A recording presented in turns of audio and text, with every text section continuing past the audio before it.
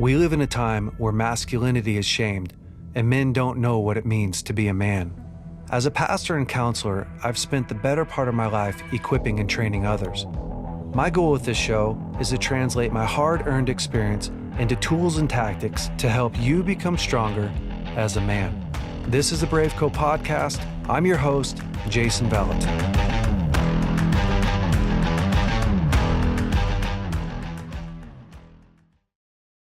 Welcome back, everyone, to the BraveCo podcast. This week's guest is one of my best friends. His name is Pat Donelson, and Pat is just an exceptional, incredible, loving, generous, manly man. He's one of the most manly men I know. And Pat's a really good hunting partner of mine. We got connected. We got connected in 2008, actually 2007, we got connected. And my dad had come to Alaska to preach and do all that stuff. And I was going through kind of a hard time in my marriage. And my dad was like, "Oh, you got to meet this guy, Pat. This guy, Pat, he's one of the best men I know. He's a hunter in Alaska. Like, we got to get you connected to Pat." And so anyways, that's when we connected. And yeah, Pat, it's so cool to have you on here, man. Thanks for jumping in. Oh man, it's a pleasure. It's always fun to hang out. And yeah, we've had some kind of incredible hunting and fishing experiences together. And I just reflecting back today on some of the things that have happened over the years. And I can't believe that many years has gone by already. I know, it's so wild. One of the things I wanted to do is there's a lot of guys who, I just thought it would be really fun to share some of the experiences that we had. And this year's moose hunt was really exceptional. We had a really exceptional hunt. And honestly, almost everything that we've done has been really, really incredible. We hunted in 2018. We'll tell a story about that. We had a really cool time. I think 2015 was actually the first time I came out. Is that true? I think so. You originally, your dad came up here, as you said, and he wanted to send you up here, bring you up here on a bear hunt, archery bear hunt. So I was assistant guiding for a good friend of mine at the time. So we made an arrangement to do a 10-day float trip on a river where we typically see 30 to 40 brown bears in a 10-day hunt. And some things came up in your life at that point, and sadly, you had to cancel. And dude, my wife left me. Yeah. And I went through a divorce. It was crazy. Like it was so devastating. Yeah, it was. And so, I didn't know if we'd ever get that opportunity again. We didn't really know each other that well. I'd made a few trips to Redding, knew your dad better at the time. And Bill had been up here a few times, and we connected on that level. But some years later, you were actually recovering from where you at one point couldn't even really use your hands. You didn't have strength to go out and fish for a whole day on a river, for instance. And you called me kind of on your way out of that sort of debilitating condition. And you said, "Dude, I don't know if I can fish all day. I don't know how long I can stay in the boat, but can I come fishing with you?" Bro, it's so crazy because I don't talk about that time in my life very much. I don't think about it very much. I talk about it once in a while on the podcast or something here and there. But yeah, in 2000, so I went through a divorce in 2007, raised the kids. In 2009, I met Lauren, who's my wife now, and within 2 months of starting to date her, I started going through a nervous breakdown. And then my nervous breakdown was so bad that I lost the use of my hands almost completely, like the strength. I didn't have any strength in it. And then I couldn't walk very far. I had all this nerve issue stuff because of like this incredible amount of stress. And it was such a crazy time in my life because I battled my nervous breakdown. Well, for a year I battled it just without trying to take any medication. And then after a year, finally got on medication. But the downside of 2010 and 11 was like the worst years of my life as far as Mm. not feeling strong physically, feeling like I was dying, like literally. And then I started to come out of that, but it honestly, it took me 5 years. Mm. 5 years, because now I was always afraid that it would happen again. So after I got the use of my hands back and was able to walk some, like I didn't have strength. Wasn't, I didn't have a ton of strength, because imagine literally imagine not using your arms for almost a year, everything becomes kind of atrophied and weak. And so when, when I had called you, I had started this process in my life where the Lord had spoke to me through my dad and through another guy, and basically said, you believe that you're fragile. You believe that you're weak. Like it's actually this demonic assignment against you.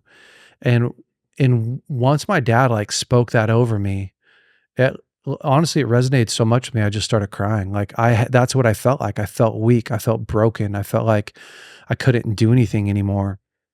And so I had been like changing the way that I thought. I'd been seeing myself as strong, and I've been given this prophetic word that I'm not fragile, I'm agile, and that God is going to restore strength back to me. And honestly, it was cool because in that season, I had started to fly fish and really loved fly fishing, but never thought I would do it again because I had all these problems, even chronic. I had tendonitis in my elbow, and so couldn't hardly fish. And I had a guy give me.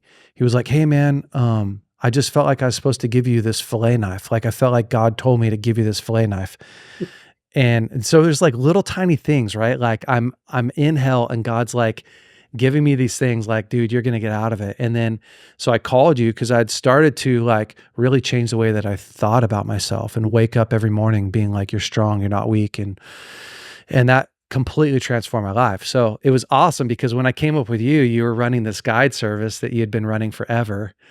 And you were like, "Hey, I already have clients booked, but I can drop you off in the river and then come fish with you when I'm done fishing and hang out." And I mean, that's what we did. It was awesome. Yeah. Yeah, I remember, you arriving here and, you talked to me about your doubts as to you didn't know how long you could stay on the river, how many hours in a row you could do it, if you'd be strong enough to, throw a 9 weight or an 8 weight all day long. Yeah. And one of the first things you told me when you got here, you said, there's a word over my life that I'm agile. I'm not fragile.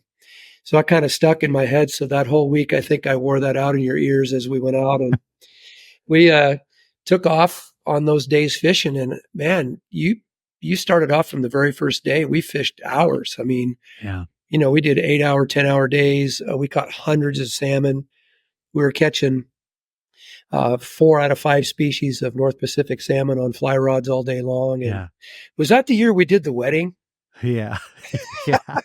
So, for those of you that don't know, Jason wrote a book, and there was 2 people in my boat. We didn't make plans to do this early enough for me to block my boat out. So I had 2 people booked in my boat for 2 days in a row. So I said to Jay, I'm not going to book anybody else. So it's just going to be you 3. And then we'll go drop those guys off at the end of their charter. We'll fish some more. So we're out in the boat on the first day, and these 2 people are in my boat, and they start chit chatting. And next thing I know, I'm not really paying attention. I'm baiting hooks. I'm netting fish. Next thing I hear is, "You're the Jason Valentin who wrote the book?"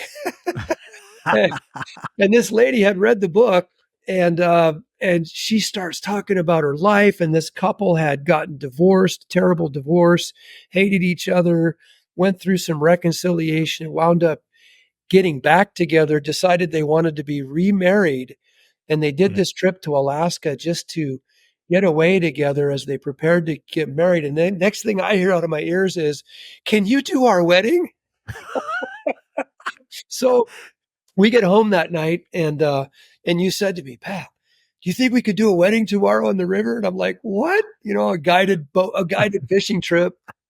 And so next thing I know, we're at the local market buying flowers for these people. We got a little tablecloth to put over my big cooler. I forget what all we put together, communion or something. Flowers. Yeah. We did the whole thing, man. So the next day we took those 2 people out. We fished until we caught a limit. We parked on the beach where I always clean fish. We got my cooler out on the beach, put the tablecloth over it, put the flowers on it. And you stood there on the riverbank and you performed a wedding ceremony for two people who had gotten divorced, who hated each other, but who realized they needed to forgive, and they gave their lives back to the Lord and to one another. And you got to perform the ceremony for them to get married. It was a wild. Bro, how crazy is that? Yeah. Every time you come up here, it seems like something happens, I know, man. in a Well, good. that was wild. Yeah. It's just kind of our relationship. Like our relationship's been like that, just so catalytic and fun. That was a wild time. For me, it was just it was one of those turning points in my life. It really was. Like it was such a turning point in my life because for once I finally started to feel strong again and get my mind back and kind of get back in the game. And then, um, fast forward 2018, we had started to, we had talked about doing that bear hunt for a long time and coming up there and hunting with you and doing it with a bow. That was like, I really wanted to shoot a bear with my bow for whatever reason. I don't even know at that time that I'd killed the deer with my bow when we were talking about it, but we did. So 2018, I flew up and met you, and we took your airplane and flew into the Brooks Range. And, man, it was so cool because it's hard to describe what it's like to be in Alaska. It's like the one place that you feel so small and so insignificant and vulnerable and alive and energized all in one, because we're like Pat has this small airplane. I can't remember what it was. What was it, Pat? Yeah, I was flying a Piper Pacer, a PA 2220 at that point, and it was actually the Alaska range we flew into. Okay.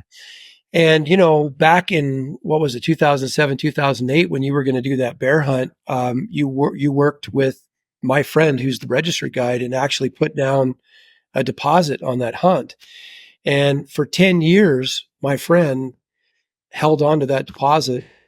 And when you wanted to come back up 10 years later, he actually honored that. And Yeah. because I was an assistant guide for him, he was able to put us in his hunt area, put us on a contract. You were able to hunt brown bear, which it takes a guide to do. And he let us just go out into one of his prime spots.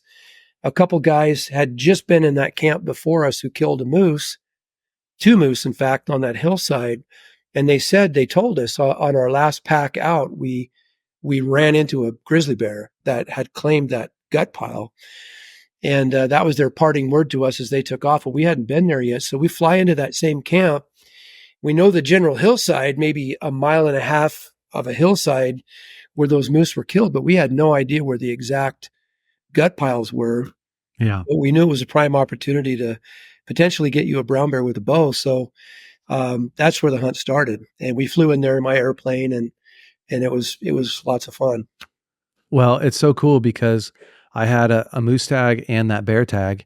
And so I think the first day we were, glassing, just couldn't hunt the first day. So just glassing and looking around. I think the second day we tried to call in a moose or whatever. And then I think the afternoon of the second day we were glassing, and I was looking up on the hillside and I was like, Pat, look at that bear. Look at that. I thought it was a black bear, but I was like, that's like the biggest black bear I've ever seen.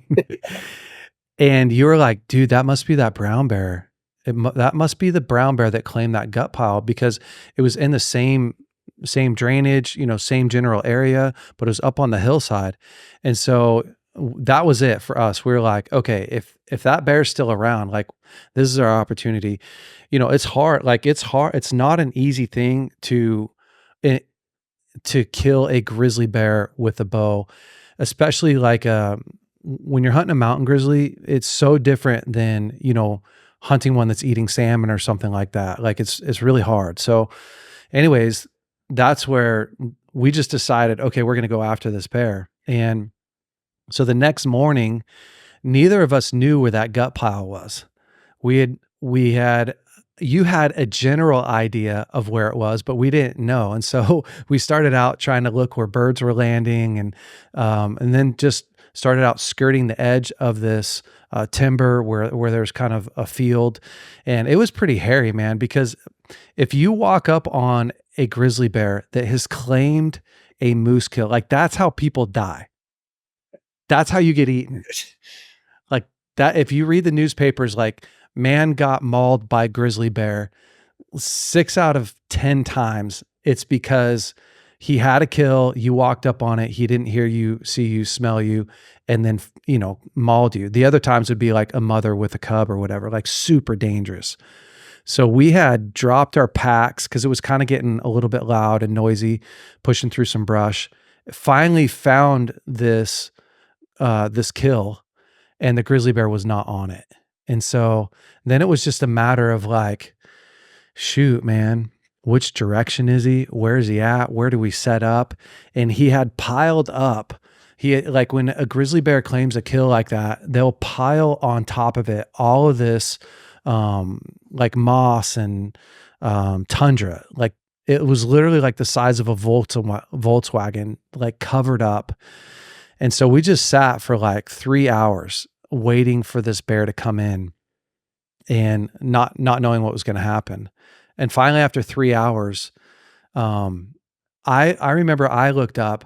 Well, I had done like a sequence of calls just on my hand because after like 3 hours, nothing happened. And you're like, man, try that call that you're doing. Just because I was goofing around on my hand earlier. Little squeaky call.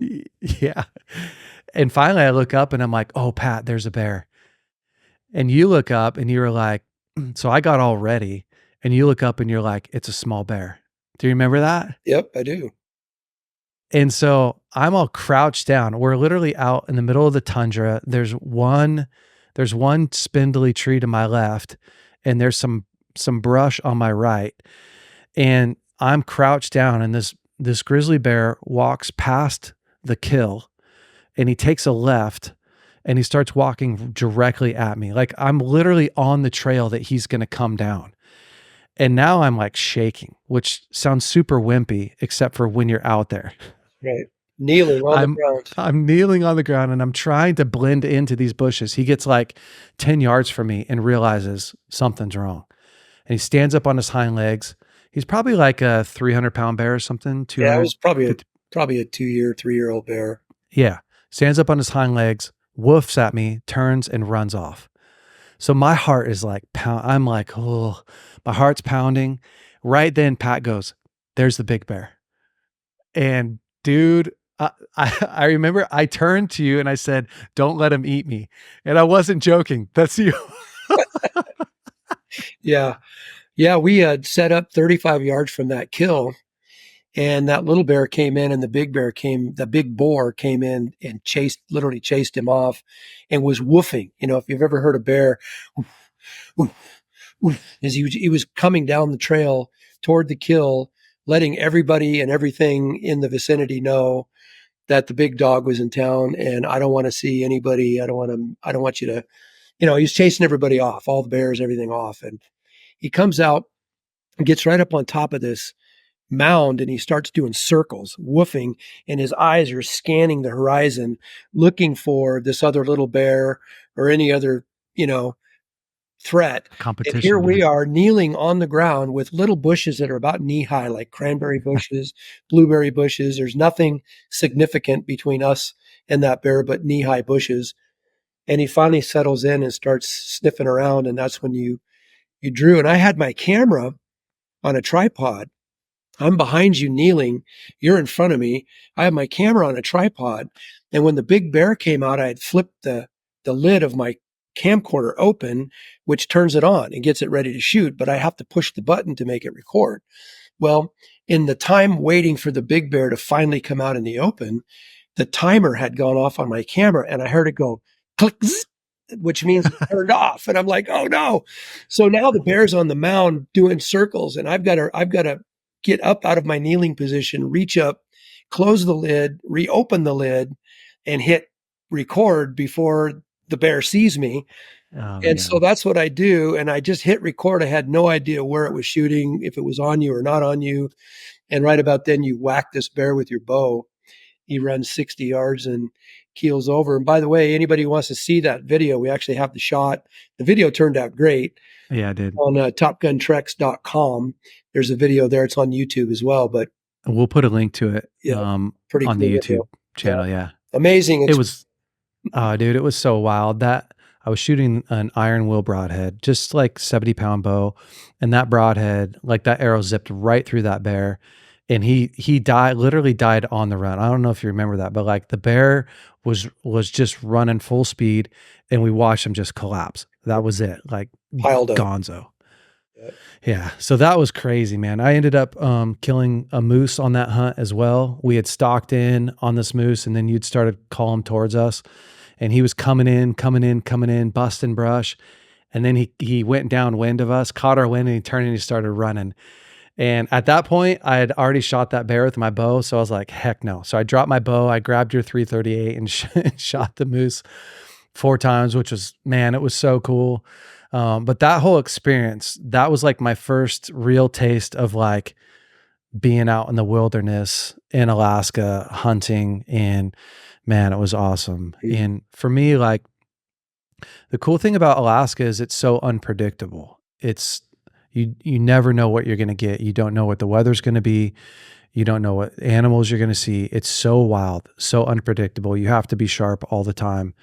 And so on that hunt, it was awesome because we had spent quite a bit of time just in our tent together, hanging out. Cause that's the nature of Alaska is it can rain 3 days or 5 days in a row. And it's not like in Redding. When it rains in Redding, like you can still see and walk around. When it rains in Alaska, a lot of times, at least when I've been there, like the fog rolls in and you can't do anything. You can just basically stay in the tent. And it was kind of cool because that was like a real turning point in your life. Like I had come in 2015 having had like this crazy time, but I mean, why don't you talk about that for a little bit, Pat? Yeah, that's true. And for those of you that maybe haven't met Jay or don't know him or aren't too familiar with him, since he was a teenager, and his dad filled me in on some of this.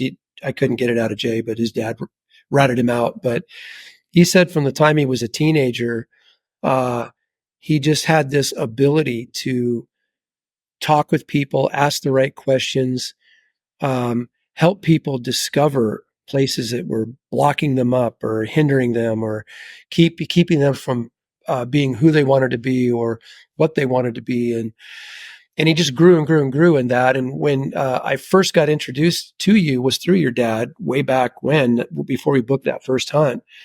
And the way he talked about you just was amazing. And the first couple times we were together, I didn't really realize just how profound that would be. But on this hunt, we spent, here I am spending 10 days living in a tent with the lead, counselor and the person over all the, healing ministries. I don't know how you guys phrase emotional health. Yeah. emotional health areas of Bethel Church in Redding.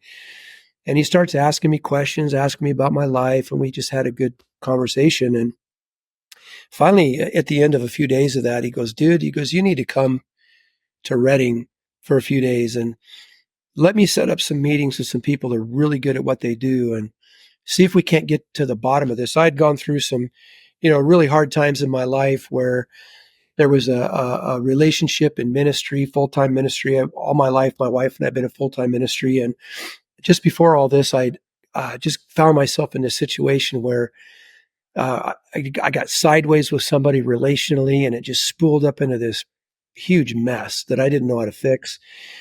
And all I wanted to do was move away, get out of here. And the Lord said, I want you to build a house right in the same area where all this happened. So I felt like I was kind of imprisoned in this place where my name had been so discredited. And I was really in a just a really dark place for a number of years. And when we hooked up on that bear and that moose hunt, by then I'd already started to cycle out. I was doing quite a bit better, but I still had some areas that I just could not seem to figure out how to get free. And so that was mid-September when you asked or told me that. By November, I think it was November 1st, I was in Redding, and you were good to your word. You set up some meetings, and one of the first meetings I had was with gosh, I'm searching for her name, but she's Yvonne. huh? Yvonne. Yvonne, yeah, she was heading up the SOZO ministry at that time. Yeah. And I sit down in her office and she says, "Okay, we have an hour. Why are you here?" And so we chit chat for a little bit, and she says, "Okay, we're going to ask the Holy Spirit why that block is there, and I want you to tell me the first thing that she says or he says to you." So she goes, "You close your eyes, I'll pray a prayer, and and we'll see what he says." So she did, and I did, and she asked me, "What did you see, or what did the Lord show you?" And a memory came back from about 10 years before, where the memory was of me and we had a school of ministry. I was in our chapel area where we met, and one of my main staff members, team members, came up to me and handed me a piece of paper, folded piece of paper, and said, "This is a prophetic word from so and so, and they wanted you to read it." And at that point, my everything in life was going so downhill. It was like such a discouraging moment. And I kept getting all these prophetic words that were like, God's going to do this grand thing and da da da da da. And I just was so like, just frustrated. I grabbed this word and kind of glanced at it. And I said out loud, "If one more person gives me a prophetic word, I think I'm going to punch him in the face." And the look on my staff member's face was like, and I kind of laughed it off awkwardly. And I wound up saying that 2 or 3 more times out loud back in those days. It had been 10 years since I said those words. So when Yvonne asked me, "What did the Lord show you?" I said, "Well, this is what he showed me." I explained that picture to her. So she leans back in her chair, folds her arms. She goes, "So you made a vow with silence, huh? How's that working out for you?" Wow. And suddenly I knew how everybody felt when they were in a room with me, because that's the kind of stuff that I might do or say to someone. And I felt like this little kid who had been in ministry my whole life, yet I couldn't help myself. I didn't Yeah. have the tools Yeah. to get myself out of the place I was at, and this one word from this one lady. And then there's this awkward pause. Like I didn't know what to say. I was in shock. And then she says, "Well, you can hold on to it if you want to." Yeah. Yeah.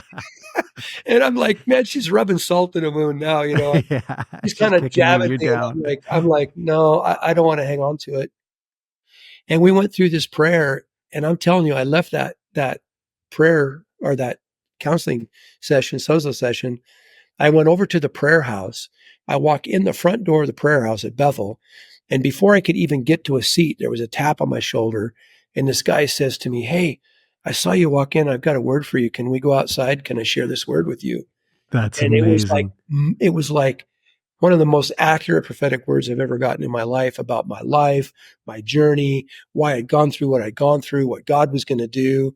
And it was like it turned on a faucet in my life. And from there was several other meetings that happened. One of them was supposed to be an hour-long meeting, wound up being 3.5 hours in your dad's office with the whiteboard and diagrams. Yeah. And that trip to Bethel, those 4 days that you helped to facilitate for me, was a true turning point in my life. I would not Yeah. be where I am today without you and without the people that you put me in touch with on that trip. So I'm eternally grateful for that. Oh man. Well, that's a fun thing about friendship, right? Is we get to give away the best parts of who we are and what we have. And it's so cool. It's honestly it's why I like doing this podcast and bringing my friends on here is this is the way that life's supposed to be. Building relationships, building friendships, doing adventures, but they're never just adventures. It's never just oh, we went out and shot a bear, we went out and shot a moose, or we went out and caught a fish. Like is for me, this is a lot of where life happens. And this last year, just a month ago, literally a month ago today, you and I, well, a month ago today, I was flying up to Alaska, and you were already on your way to pick me up from this very remote location that we won't disclose. So some of you are asking, where did you go? I went to a very remote part of Alaska, Well, yeah, and we can tell them it's called No Tell 'em Mountain.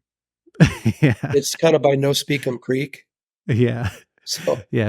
It's way out there. It's hard to find. way out there. Yeah. So we had, I had, I had set up, this hunt with you again, just to do it as friends. Last time when we did the bear hunt, like you said, you know, you're working on behalf of our friend Bob. But this one was just, hey, let's go out. Let's hunt some moose and caribou. Last year we were planning on doing it, and I'd spent just a ton of time shooting my bow, getting ready, looking at maps. I mean, we scoured and scoured, looking over, all Google Maps and Onyx, and just looking for some cool places. You were in the process of building this awesome airplane, and which you can talk about. Tell them what you built.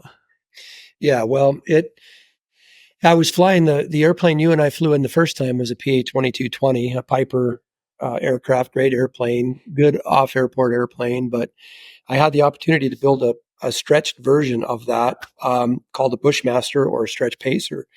So I wound up selling that airplane, perfectly good flying airplane, to wind up in my garage for 2 years building a project. And about that same time, I sold my fishing guide business, got out of guiding fishing. I weaned myself off of doing any hunt guiding, and decided I want to build this airplane and I want to go fly with friends and family and just enjoy Alaska and not have the pressure of guiding. And so we're able to finish the airplane, get it all signed off and approved. And we were supposed to go last year after caribou. And I did wind up flying a lot last year looking for places to hunt. Yeah. Then you had some stuff go on in your life where you just couldn't go last year. Yeah.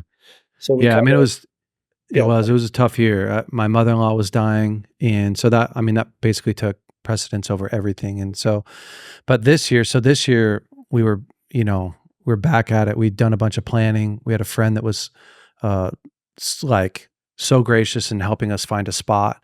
And so I flew out there this year. You picked me up the day before I landed in this airport, the very, very small, like village airport. A plane had crashed and 4 people had died. Like, that's the reality of Alaska. I try to like paint a picture of, I think while I was there this last time, there was, I don't know, 4 airplane crashes, small airplane, at least, that I heard about. It's so unforgiving because the weather can blow in, and in 10 minutes, the weather can change and go from, 20-mile visibility down to no visibility. And it's just so unforgiving. And a lot of the places that we're landing is either a dry riverbed or landing on tundra that there's not a lot of tolerance for error. And so anyways, you picked me up and we flew to this spot that we'd never been to. And right away it was awesome because as we're flying there, we're starting to see a bunch of moose. We saw some grizzly bears. Like, there's quite a bit of activity. We landed that day, walked around for a while, saw some moose. You can't hunt the same day that you fly, but we saw some moose down in a little drainage. And it's just super cool to be in a place where you don't know if anyone's ever been before, and hunt a ridge that you don't know if anyone's ever been before. Our friend had flown that area a lot, and he had said, "Hey, I've never hunted in this exact spot. But I fly guys out here a lot. I flew over this drainage. There was a couple moose that I saw in here, and I think that you guys would have a good opportunity at finding a moose, and doing good." And so we literally just cut out a camp out from some alders. We cleared, the best we could, a flat spot, which we never did find a flat spot. yeah, flat's a generous word for where we were. And then started in, and it was super awesome. Like, the first morning we woke up and the wind was blowing out like crazy and it was raining. And so, I mean, we literally just stayed in our cook tent for till 4:00 in the afternoon. And then the sun kind of broke or the weather broke and the sun came out, and we were like, all right, let's get after it. Within 10 minutes, we walked across the tundra flat and looked out, and there's just this big old bull. I don't know, probably like a 50-inch bull, which is a good sized bull, walking across the tundra. And you looked at me and you're like, dude, do you want to shoot that? I was like, bro, it's 10 minutes into the first 12-day. We got 11 more days on this mountain. And, but it was so cool. I mean, we were seeing 10, 15, 20 bulls a day, just somewhere, a mile and a half, 2 miles away, somewhere close, but just like this ideal spot to be moose hunting. It was awesome. So that first day we spent a lot of time calling moose. you almost had a shot. Your whole deal there was you're like, I don't really care what size the moose is. I just want it near the runway. That's right. Yeah. Yeah, yeah. Well, when you're 61 years old, you start thinking different about where you want that moose to fall down. And, I've had so many on my back over the years and packed so many over all kinds of conditions that, I thought, "Man, if I call one up here to the runway, I'm gonna whack it." And, so I think it was the second day maybe we were hunting. We had seen 2 bulls below us, and they're probably 400 or 500 yards below us. One was that same bull, that same 50 to 55-inch bull that you passed the day before because it was the first, actually 5 minutes of the hunt we kept Yeah. talking about. We saw him down there again, and there's another smaller bull. And so I moved over maybe a few hundred yards above where those moose were, hoping to call this little bull up to the top and whack him, or the bigger one. Either one, I didn't care, as long as he was up on the hill where we were. And so I call and call and call, and you decide to take off and walk to another ridge. And I could see you over there, and you could see me, but you were quite a ways away. And so I call and call and call, and nothing's happening. So I said, I'm going to get up and go check the airplane. And so I get up and I walk about 200 yards down the hill to where the airplane's parked. Then I check on some things, and I'm walking back, and I'm calling off on in the brush lines on either side on my way back. Well, you're looking across the valley, and you Yeah. see this little bull come up the Yeah. hill right past where I had been sitting and calling to the top of the hill. And I'm down at the airplane. He's up there where I was, and he's walking toward me, and I'm walking toward him. And you're taking video, and you're saying things like, "There's a bull walking right toward Pat. I don't think he sees Pat. And there's Pat walking toward the bull. I don't think he sees the bull." You're like filming the whole thing, narrating it. It's comical. And sure enough, I walk a little bit farther. I look up the hill, and the hill's like this. I see 2 antlers come up over the hill. And unfortunately, his eyeballs cleared the top of the hill, and he busted me. And I ducked down and tried to call him. He ducked over the hill and walked 10 yards from our tent into the brush. And you were mocking me just a little about that one. So, Yeah, it was, I mean, I was in the perfect spot to watch that whole thing go down. But yeah, later on the next day we woke up and glassed a whole bunch of moose again, just seeing some cool activity. They were in the rut, so mhm. these moose were collecting cows and fighting a little bit, and it was just awesome. But that evening we decided to set up and call for a couple hours and see if we couldn't get a bull to come in kind of on the opposite side of what we had been hunting. And right away we got a response back from a bull, and we worked it for quite a while, sounding like a cow, and then we started sounding like a bull, and trying to get this bull to come out and show himself. Like the one side of I don't know if it was the north side of the ridge, was so brushy and jungly with alders and willows, and so we couldn't see very far into it, but there was just tons of animals in there that were staying in there. And it was almost getting dark, and we had called and called and called, and we could hear this bull getting closer and closer and closer. It took forever. And finally you said, "Hey, just peek around the corner and see if you could see him." So I grab my bow and I sneak around the corner, and I look up, and 20 yards from me is this, smaller bull, probably a 40-inch bull. And I look back and I go, "He's small. You shoot him." Yeah. Yeah. So this moose comes walking up and closes the distance, and he's 10 yards from me. So I pick up my 338, which is all I had with me, and plug this little moose. And it was I could see my airplane wing from where we shot the moose at. And so it was a nice short pack. And in fact, we had tenderloin steaks last night for Oh, dinner. did you? It's a great eating moose. Oh, man. There's a really good moose in the freezer. We've been eating moose quite often lately. So thankful I for ate my moose last night. I ate some moose last night too. nice. Yeah, and today I ate some leftovers. Yeah. So that was cool because we didn't have to pack it very far. I got a little warm up. If you guys have never seen a moose on the ground, it's one thing to see it in a picture. When you walk up on a moose on the ground. I mean, it's a horse and a half. They're massive. When you strap one of those rear quarters onto your pack and you get all situated in and then you try to stand up, life gets real. And the tundra's crazy because when you look at pictures or when you're flying in an airplane over the tundra, you think like, God, dude, that I could just walk from here to there in like 5 minutes. But the tundra is, to me, the best description that I've heard was it's like a sponge on top of a bunch of big marbles. And depending upon where you're at, like ours was really spongy, and then there was mud too under it as you got closer to the top of the hill. So, I mean, you're strapping on anywhere from 130 to 80-pound packs and hiking that up and down the hill. It's a lot of work. Everything on a moose is is a lot of work. But yeah, that Nothing was great. moose. No. Yeah.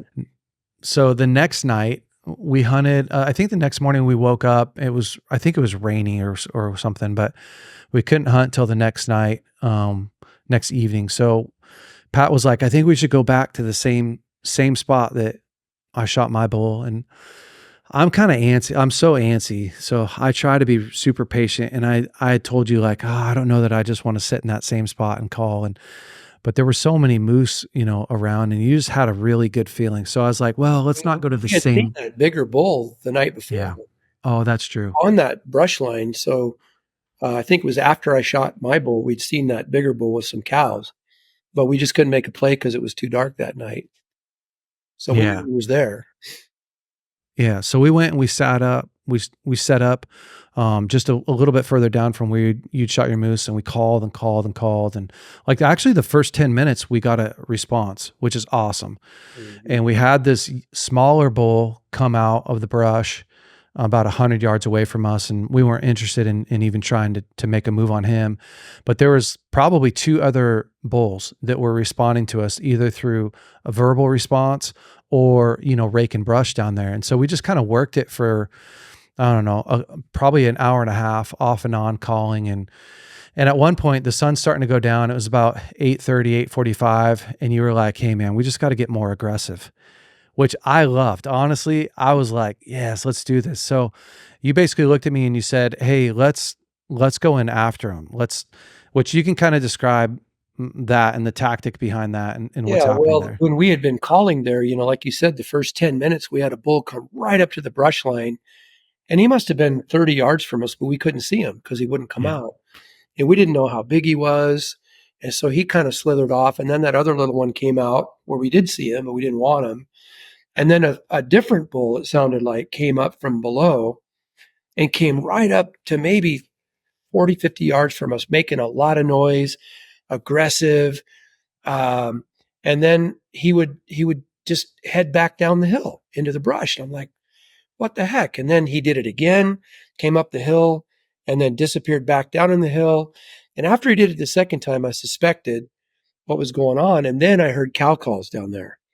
And I thought, okay, this bull is not going to come out after us. He's defending cows. So that's when I looked at you and said, okay, let's get a little more aggressive.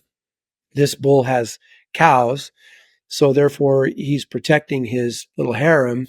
And if we sound like a bull encroaching in his territory, as I say often, every bull's got a perimeter. And it could be a 100-yard perimeter, it could be 50-yard perimeter, could be a 10-yard perimeter. But if you get inside that perimeter, especially if it's a larger bull with cows, you're going to trip his triggers and something's going to happen. So we grabbed the antler, and, we had been there for an hour and a half by then, maybe hour 40. At least.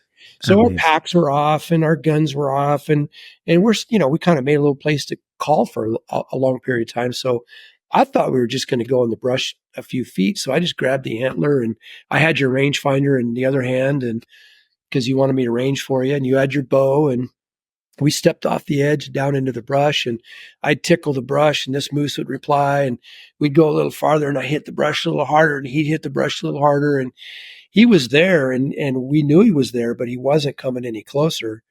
So we just go a little bit further, a little bit further, a little bit further. It's getting darker. It's getting darker. It's getting darker. I see you holding up your bow to see if you can still see through your peep sights or not, if it's too dark. And then we get down there, and I could tell we're probably we're close. We're 20, 30 yards maybe from this bull, and he's getting more and more agitated. And I looked at you and I said, "Hey, Jay, did you bring your pistol?" Because you were carrying your pistol in your bino pack.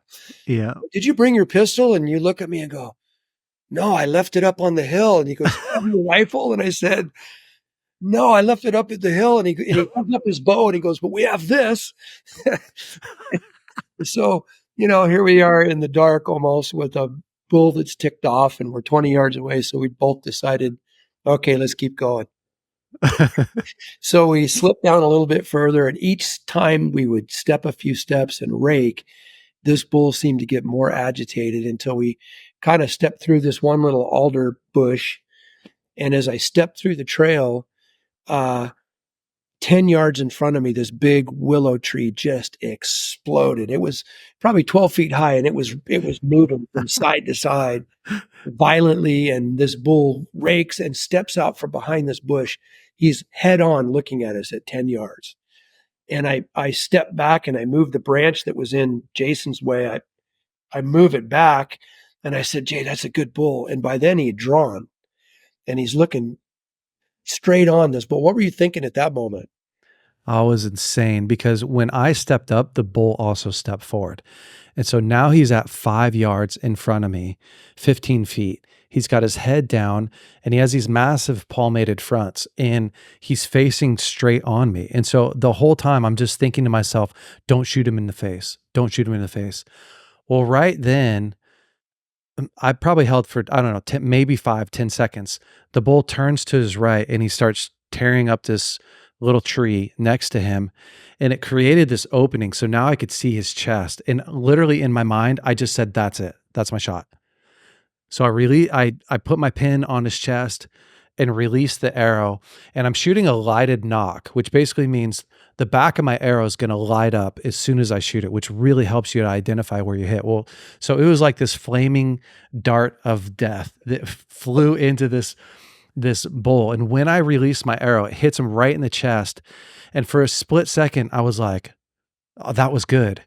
And then this bull charges straight on. He takes 2 giant steps towards us, and we both turn and jump into the alders, like running out of the way because he's coming. And he just crashed through the brush at 60 yards, and we didn't even know what happened. I mean, it was just so fast. I remember asking you, like, "Hey, what'd you think about the shot?" And you said, I think it looked good." And then you go, "Actually, I didn't see it." Well, because the bull, imagine a bull looking straight at you. He ducks his head and turns to rake a bush, and he's 15 feet. Like we stepped it off 5 yards from Yeah. us, big bull. And when the arrow went in him, whack, he just turned his head straight toward us with down, like his head was down, and he charged, like full on charge, like you would imagine getting charged by a bull, straight at us. And we're both diving at that point. So, I mean, it happened so fast. It was like, whack, Yeah. boom, he was charging and he veered off and goes by us. And we listen, of course, trying to figure out where's he going? How far is he going? Did he crash? Did he not crash? It's last shooting light, like the last of the shooting light of the day. And, uh, and we look at each other and go, did he go down? Did he not go down? And honestly, we just could not tell. You couldn't tell No, you couldn't. if he kept running or didn't keep running. And now what do? We don't have our guns with us. We could have gone back and got them by the time we come Don't back. have a headlamp. Didn't have a headlamp. It's going to be pitch black in a second. So we had about enough light to go just over to the trail where he ran by us Yeah. and look for blood. And we looked for a few minutes and couldn't find a trace of blood Yeah. at that point. And so the only sensible thing we could do with a bow shot like that is to back out and hope that he laid down and died or just died outright.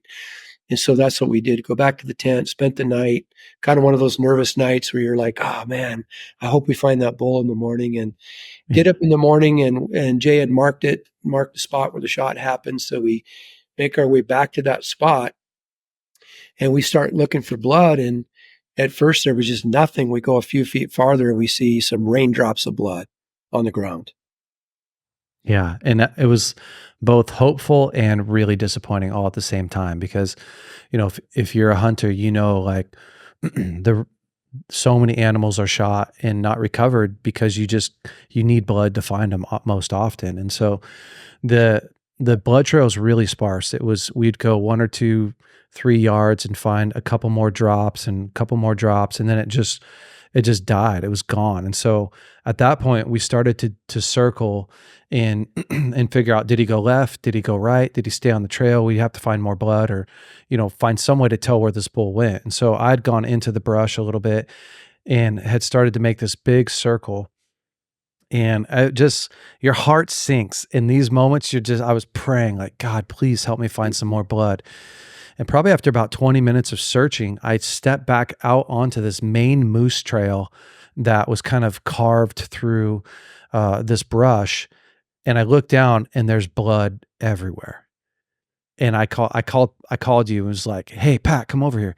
And there's blood. And the further we walked down the trail, like it had just started to spray blood everywhere. And basically what had happened was that arrow had gone straight into his chest. And because of the angle, there's only one, well, and because there's only an entry wound, it took a little bit for that wound to really start shooting out blood. But once that chest cavity filled up with blood, sorry, that's so graphic. Uh, I mean, it just started spraying. It was spraying everywhere. And that moose had literally ran 60 yards and crashed and died. He had died in like 5 seconds. It was probably like a 5 second. Yeah, He ran around the corner and just collapsed under himself. And so, man, it was like one of the best feelings in the world to walk. Once we got on that good blood trail, I was like, oh, we're going to find him. I walked down, looked to my left, and he's laying right there, which was, man, it was so it was incredible. all high fives and fighting back tears at that moment because I've guided enough hunts and been on enough hunts in the last 30 years to know that, with a shot like that and as little blood as we found in the beginning, the chances get really slim that you're going to find that animal. But it was a great shot. Like it was the only shot, but it was a great Yeah. shot. And I have not seen that kind of devastation from a rifle shot hardly ever. And again, we're sorry that it's graphic, but if you take the total time from the time that arrow hit that moose to the time that that moose fell down, it literally was under 10 seconds, no doubt. And when he Yeah. fell, he just fell in a heap and it was over. He didn't make any other noises. It was like boom. It was very quick. And um it was so great to find him. What a great moose. What a great trophy. And That arrow had gone into his chest. I think that it had gone out the other side a little bit, penetrated that offside shoulder, come back in, rototilled around. Like it was an incredible amount of damage. I mean, when you looked at it, you're like, if I would have shot him with my 338, I don't know that it would have done this much damage. It was insane. it wouldn't have. Yeah. No, it was And but the adrenaline aspect and the you look back on it. I mean, the funny part was this isn't so funny, but it's funny. It's comical to look back on. Here we are going through this thick brush. I mean, you couldn't once we went from where we were calling into the brush, you could not see more than 10 yards in any direction at no. any one time.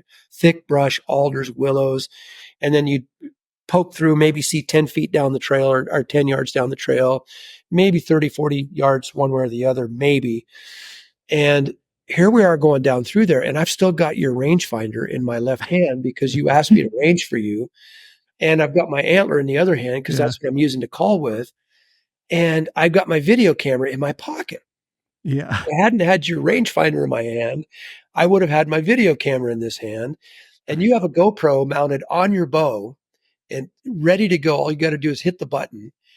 And at that moment, it was so intense and so just like we knew we were close, and it was so intense. That bull Yeah. was so angry. He was just ticked off when we were in his domain threatening his cows that neither one of us got a video camera out. And that whole thing I happened know. and it's not on video. I know. It's so wild. That would have been the best footage ever. I mean, it would have been so crazy. But, honestly, just the whole experience of, again, going back into the wild. And I love it because like before I left, Lauren asked me like, why do you want to go on this hunt? You know, why is it important to you? And there's only a few times in my life where one, I feel really close to the life that I had always pictured myself living as a young boy. It sounds really dumb, but I had spent my whole childhood really wanting to be in the outdoors and live off the land and hunt and provide for myself. And often wished I lived, you know, hundreds of years earlier so I could do that. And also like this, the feeling of being able to completely unplug, be in an adventure with a really cool friend and have this experience where things aren't scripted. There's no timeline. You just have to figure it out is such an incredible feeling. You get to push your limits. I mean, my bull was really big, you know, his body was really big. So the pack outs were super heavy, 130-pound pack outs and through the brush and just really pushes you and forces you um, to just really rely on the team that you have there and the hard work that you put in ahead of time, but also it's really humbling and just that whole picture. There's very few times in the year where I get to test myself physically and mentally and emotionally in that type of way. And so I come back from a trip like that emotionally feeling completely recharged Mm. because there's not, you know, you don't have cell service. You're just out there in, I don't know, for my soul, yeah, guys, if you're looking for a way to recharge your soul, adventure is one of the most incredible ways to do it. And you don't have to hunt or whatever, but being out in a place where there's no demand on, there's no pull from the outside, where you just are focusing. It's all the skills and talents and, you know, grit and nerve that you've mustered and you have to put it to the test is like, it's so phenomenal. That's what I love about hunting. So yeah, Yeah. such a good time. Such a good time. So many more things we could tell about the story of this year I from know. just animal experiences, you know, hearing cows call at night when we're laying in our tent. Yeah. Jay packing up camp one day, making a bunch of noise and deciding to do some moose calls and calling a bull right into camp while I Oh, was flying meat yeah. and just the experiences along the way. Some really fun stories. Spending the night in places we didn't intend to and winding up meeting Yeah. people and just on and on and on. But it just seemed like every time we've gotten together, you know, up here for an adventure, there's been some really cool stories to tell and just really thankful for friendship, thankful for you, Jay, and what you've meant to my life just over the years. And even this trip, you know, you said some things to me that in our conversations that were so provoking to me and made me, Yeah. you know, think a totally different way about certain aspects of where I am in my life right now. And I'm challenged by you, you know, challenged by your friendship and really, really fun times. I'm so glad you could come and Yeah. hunt again Well, this I year. feel the same. I mean, I really do. You are a mentor in my life, and being able to talk to you, even just about my finances and the world that I've been working to kind of right that ship and dig myself out of a hole. You know, not that I'm negative in the bank, but that's just been an area that I haven't grown in a long time. And one of the things that you had said to me was, you said, you know, you can't find any place in the Bible where somebody stewarded their gift and God gave them less. And it was just those little times, right, uh, of us sharpening one another, being able to challenge each other in the different areas. And, you know, I'm challenging you to get younger and you're challenging me to get wiser. And it's just such a cool relationship. And it's really what I want for every man. You know, it's so cool. You know, my wife is so thankful that I have men in my life like you, that I can go and be away for 5, 10, 12 days and know that I come back a better man. I come back a stronger man, more resilient, a better perspective on life. And it adds to our marriage. It doesn't take away. And so, you know, I'm just so thankful for these relationships. And I want to that's why I want to talk about it. I love talking about the hunts and they're amazing, but I want to challenge men to step outside of your comfort zone, you know, plan for a hunt, plan for an adventure. I just had two friends of mine that climbed Mount Shasta, Mm. um, got got down at 7 p.m. They started at 4 a.m., got down at 7 p.m., got on bikes, rode 100 miles to Mount Lassen, and were attempting to climb Mount Lassen. They didn't actually make it. They climbed, they did 17 miles in a day, 7,000 feet elevation. Then they rode their bikes 100 miles, and they're going to try it again because they didn't finish. But that's the kind of stuff that I'm like, listen, that's part of building confidence as a man, is knowing that you can, is putting yourself to the test, failing some things. It doesn't always go perfect, but you're out there and you're doing what you've been created to do. You're testing yourself and you're growing and you're building confidence. So Pat, thanks so much, man, for coming on. Yeah. You're such a beast. I appreciate you. And I'm really looking forward to, well, every year. I mean, next year we're trying to put together a little fishing trip, and I think maybe 2026, we might chase something else. Yeah. We haven't even talked about or touched on the whole ministry aspect of you connecting with Alaska, but I just have to say that, through BraveCo, I've got a group of friends, personal friends, close friends, actually, that have gone through one of your discipleship courses already, and Foundations of Masculinity, a couple of them, and are right now, really trying to mobilize some guys to go through the level 2.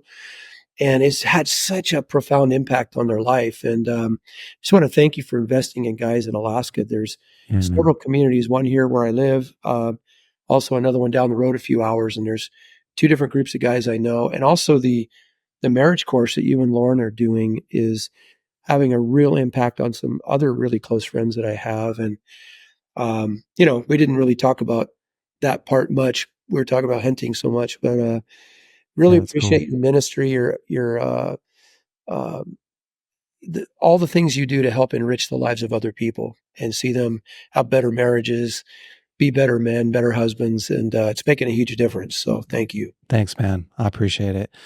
All right, BraveCo men, this week, find some way to challenge yourself. Start planning that adventure that pulls you out of your everyday life and really gives you something to aim for. It's one of the things that keeps me working out, 3-4 days a week. It's a thing that gets me shooting my bow, that challenging me. Find an adventure, pick one. It doesn't have to be the perfect one, but pick something that's going to push you and go after it. We'll see you next week on the BraveCo podcast. Hey, BraveCo men, hopefully you loved this week's episode. Listen, if you have not subscribed to our podcast, you are already behind. Go ahead and click right here to subscribe to our podcast.